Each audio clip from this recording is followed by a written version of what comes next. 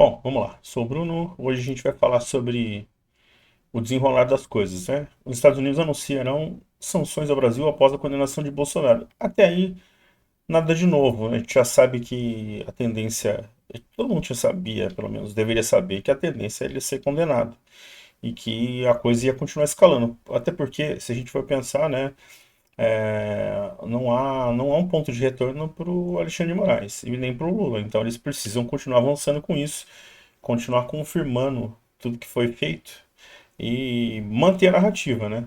E aí o que vai acontecer? O que todo mundo já sabe, vão continuar escalando também as sanções.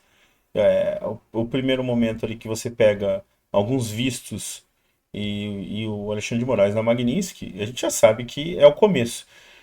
Algumas pessoas criticam a aparente ineficiência da Magnitsky, né? E o que na verdade acontece é que assim, nesse primeiro momento, o sujeito ele consegue meio que contornar, porque ele pode usar a documentação, né, as contas, cartões de familiares, gente próxima, não sei o quê. A partir do momento que essas sanções atingirem essas pessoas e você vai travando todo mundo, não tem muito para onde correr, né? Eu acredito que a tendência seja essa, não só para familiares, mas para os demais ministros que votaram nesse caso, né?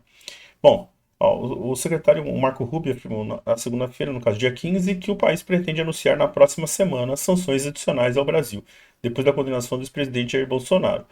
Rubio voltou a criticar o julgamento que sentenciou o Bolsonaro a 27 anos e 3 meses. E como a gente já falou antes, é uma pena aí que supera muito o assassino, né?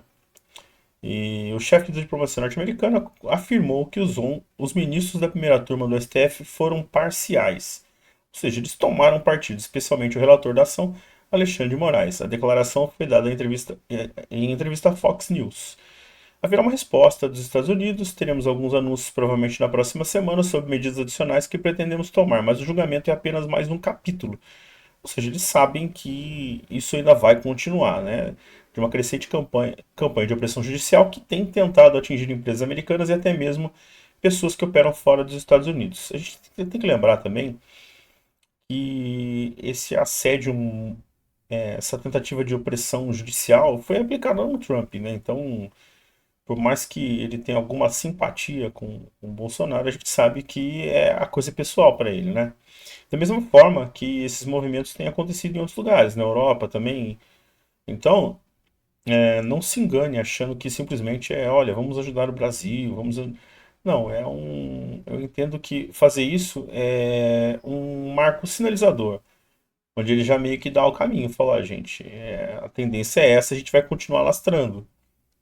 E eu acredito que isso vá com o tempo chegar em alguns elementos na Europa. Mas é cedo ainda. Vamos deixar a coisa enrolar, até porque a gente tem muitos capítulos dessa novela. Essa novela vai longe, né?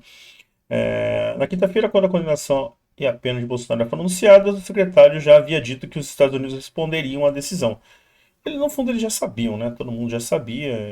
E os dois que estão em contato lá direto com eles, que são Eduardo Bolsonaro e Paulo Figueiredo, também já estavam falando disso faz tempo. E aí eles mantêm, ó, a classificação que é até meio óbvia, né? Que o Moraes é violador de direitos humanos. Classificou o julgamento desse presidente como injusto. É uma grande farsa, né?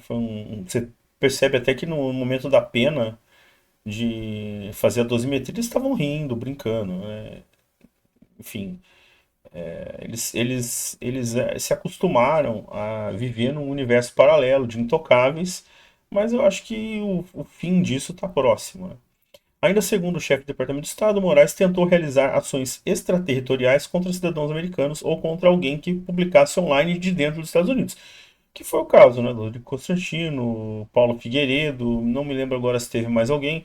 Acho que o Eustáquio, que estava na Espanha, mas o governo espanhol também tomou de uma ação de lucidez ali e não deixou a coisa avançar. De bate-pronto, eu não lembro mais de ninguém, mas pode ser que tenha, né?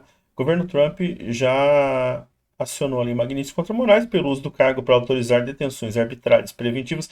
Ah, tem o Alan dos Santos também, né? Que foi outro perseguido aí. O dispositivo permite que os Estados Unidos punem estrangeiros, tarará, isso que a gente já sabe, né? A grande questão agora é como eles vão começar a apertar o entorno, né? Tem que apertar o entorno, porque senão você fica pouco efetivo. Existem formas ali do sujeito burlar, por exemplo. A grana que ele recebe do Supremo, por exemplo, ele pode receber em espécie, dinheiro vivo. Nada impede, né? Talvez seja complicado pelo volume, mas dá-se jeito. Outra forma que ele poderia receber seria numa cold wallet, através de Bitcoin. Não é a forma mais tranquila, mas dá para ser feito. Então, existem meios aí para você. Só que você, a partir do momento que isso começar a se alastrar para os familiares, aí a coisa complica, né? Porque você começa a ter uma pressão não necessariamente financeira, se bem que a gente tem que lembrar, né? A maioria desses ministros aí, eles quando assumem, eles passam a ter, entre os familiares, geralmente grandes escritórios de advocacia, que é o caso do próprio Alexandre, né? Ele era dono, ele fazia sócio no escritório. Quando ele assume, esse escritório muda de nome e passa a carregar o nome da esposa, né? E dali para frente ela se tornou muito eficiente nos casos que ela pegou, e casos grandes. Então, aí cabe a você aí tirar suas conclusões, né? E não só eles, como outros ministros também têm isso, né? Eles não podem ter CNPJ, outras empresas no nome, mas é permitido que eles deem palestras, né? Eles podem ter uma renda adicional ali através de palestras, que são bastante frequentes e normalmente bem remuneradas, né? Inclusive, parece que tem palestras que são aplicadas apresentadas em escritórios aliás, em clientes que são clientes dos escritórios dos familiares, então. E assim segue o jogo, né? Vamos ver aqui, ó. O Igor Gadelha aqui fala, ó, eventuais novas sanções de Trump levarão Bolsonaro direto para a Papuda. O que que é isso aqui? Isso aqui é o Supremo tentando mandar um recado que nós temos um refém e vamos chantagear vocês. A grande, a grande questão aqui que pega é que, bom, assim, falando de bate-pronto, que eu não me lembro dos Estados Unidos negociar com quem faz refém. Porque quem faz refém normalmente é terrorista, né? Eles já tentaram classificar o PCC como terrorista e misteriosamente não sei por quê. O Lula é contra. Por que será, né?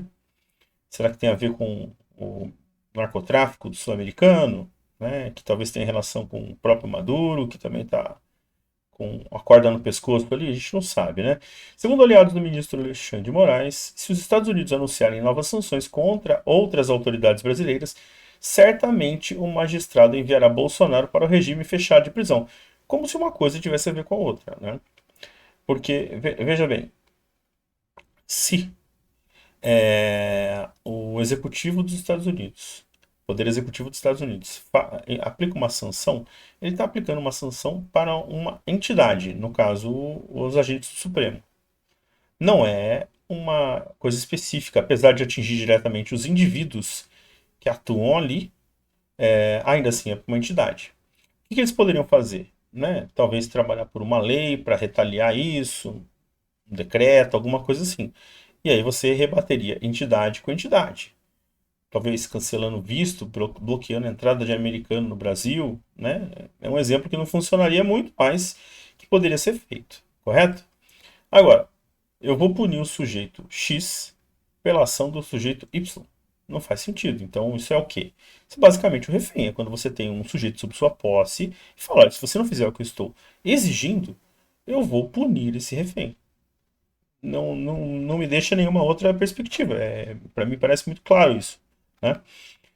Na semana passada, a primeira turma do Supremo condenou, tarará, a gente já sabe, né, 27 anos e tal, a defesa já tem pronto um pedido para que ele cumpra a pena em casa, hoje está em prisão domiciliar no âmbito de outro inquérito que apura a atuação dele, Eduardo, em busca de sanções contra o Brasil. Bom, aí já tem até essas questões de saúde dele que não andam lá muito bem e a coisa vai se agravando. A gente vai ter que ver o desenrolar disso, né? Mas eu acredito que vão acontecer as duas coisas. Mais punições, mais sanções, e eles vão engrossar o caldo, né? Pena pró-Bolsonaro. Se sanções levarem para Papuda, diz Figueiredo. Para Paulo Figueiredo, o governo Trump não deixará de aplicar novas sanções contra o Brasil por temor de que Jair possa ser preso na Papuda. Bom, é o que eu falei. É o braço direito do Eduardo Bolsonaro nos Estados Unidos, o influenciador Paulo Figueiredo. Pode chamar de influenciador, já falam de outros nomes, né? Um ou outro tá chamando ele de jornalista, que eu acho que é mais cabível. Avalia que o governo Trump não deixará de aplicar novas sanções. A avaliação foi feita ao comentar uma notícia da coluna de que Trump Caso Trump sancionasse mais autoridades ou seus familiares, o ministro deve determinar que Bolsonaro cumpra em regime fechado a pena da trama golpista. Que pena para o Bolsonaro, mas os Estados Unidos não negociam com terroristas, mesmo que eles tenham reféns. As medidas continuarão vindo. Essa estratégia de fazer reféns não acabou bem para o Hamas. Então não recomendo este curso de ação, afirmou o influenciador acolano, no caso o Paulo Figueiredo. Né? Secretário de Trump promete novas sanções, isso aqui a gente já contemplou. Temos juízes ativistas, um em particular que não só perseguiu o Bolsonaro, mas aliás ele tentou realizar reivindicações extraterritoriais contra cidadãos. Eu acho que a grande besteira, talvez uma das maiores besteiras que ele acabou fazendo, tenha sido justamente a tentar bloquear o Twitter, né?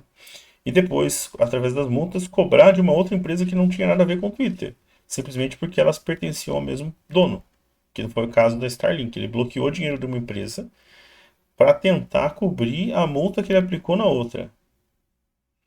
E assim, duas empresas de alguém muito poderoso, do país mais poderoso. Então, a gente percebe que a megalomania do sujeito ela não tem limites, né?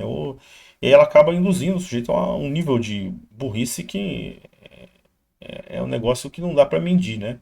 Não dá para medir. Bolsonaro foi condenado, Moraes, segundo aliado, já estaria inclinado a não acatar o pedido. Um eventual anúncio de novas sanções contra autoridades pelo governo Trump não irritaria o ministro de vez e faria ele mandar. Então irritaria o ministro de vez e faria ele mandar diretamente pro. Eles já querem, né? Isso aí é só o pretexto para dizer, olha, nós não íamos fazer, mas fizemos porque eles não nos obedeceram. E assim, não faz sentido você querer mandar na nação mais poderosa do mundo, né? Tanto financeira quanto militarmente. Não tem muita lógica. É pedir para se ferrar. Então, o caminho ali tá bem claro o que vai acontecer. Eu acho que os dois casos acontecem. Outra coisa que vai acontecer é o seguinte, para mim isso é muito óbvio. Ou a anistia vai passar, o que pode não acontecer talvez seja pela questão de o Supremo tentar vetar, meter uma canetada ali e anular. É uma possibilidade bastante plausível. E o que pode, não seguindo esse caminho, o caminho mais provável é, na sequência, um novo presidente anistie ele e ele saia do mesmo jeito. Eu duvido muito que ele vá cumprir a pena. Eu sei que algo em torno de 6 ou 7 anos levaria ele direto para o regime aberto. Se a gente pensar, ele deve estar com 70 anos agora. 77 praticamente enterra a carreira política dele, né? Bom, se a gente for considerar principalmente esses últimos episódios aí de saúde, de soluços e vômitos aí, alegaram que estava mais debilitado nas últimas consultas. Então já é difícil, né? Eu imagino que o objetivo desses caras seria o quê? Levar para a prisão e que ele morresse lá.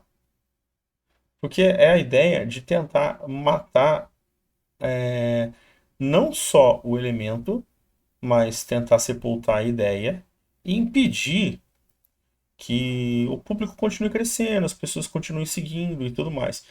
Eu não acho que isso vai acontecer porque, mesmo sem o indivíduo ali, você tem uma carência dessa demanda. Essa demanda vai ficar reprimida e vai migrar para um outro ente. Diferente do que os caras esperam ali, que o sistema espera, você não vai ter de maneira nenhuma uma volta de um PSDB. Não vai. Isso aí já. Esse é uma página virada.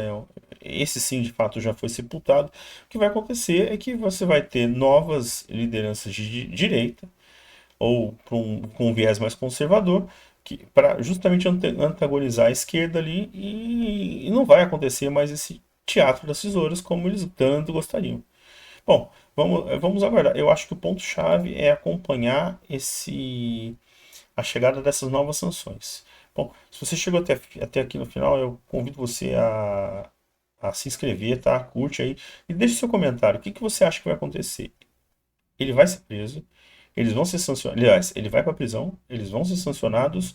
Ou você acha que nada disso vai acontecer e talvez eles consigam aliviar esse caso, deixar ele mais um tempo na prisão domiciliar? Qual, na sua opinião, você acha que vai ser o rumo aí? Beleza? É isso aí, gente.